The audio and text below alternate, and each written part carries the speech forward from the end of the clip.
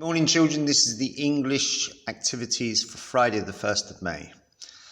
Today's the day when you have your spelling test on those 20 words that you've been learning over the last 4 days. So write them in that space where there's 20 gaps. Good luck there. An adult or parent will give out your word along with the sentence and say the word again. And it could be in any order. It doesn't have to be in this order. You can jumble it around. So, there you go. These are all the 20 words. For a spelling extension is to write those 20 words in alphabetical order. I've given you a start. Actual is number 1. You're going down the list and down to 20, which is various. For the second one, you look up the list of words and see if there are any words that also begin with an A, and if not, go on to B, C, and so forth, using the alphabet list above. Next thing is to do the English grammar and punctuation test 3. There are 10 questions for you to quickly go through. Read the question carefully and look at the options available. Good luck now. So for the main activity is to plan and write a version of a story, of a poem that you've read. You're going to read and respond to the poem, which is called How the Tortoise Got His Shell. Imagine dialogue between the two characters in that poem. Convert speech into direct speech. Remember we were doing that yesterday.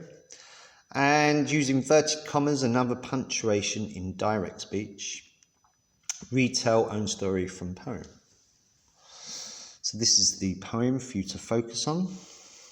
The two characters is a tortoise and Zeus. Read it through a few times.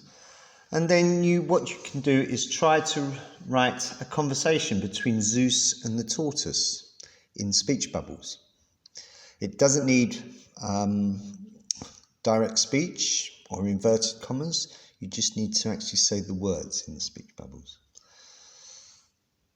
Okay, and then you can think about how you could turn some of those speech bubbles into sentences with direct speech, add speech marks and reporting clauses. How does Zeus say these words? How does the tortoise reply? And then we're going to do is make a story plan for the story of how Tortoise got his shell. So using the poem, you've got to write out a story using the ideas from the poem. So use the story plan. How will you introduce the story? What will be the first event? What will happen next? What will be the final event? And then how will you round off the story? Once you've got your ideas there, then you can have a go at writing out your story in this space. It could be a short story. Remember to use punctuation, organise your work into paragraphs, have some speech marks, and in your neatest writing. Thank you. Good luck.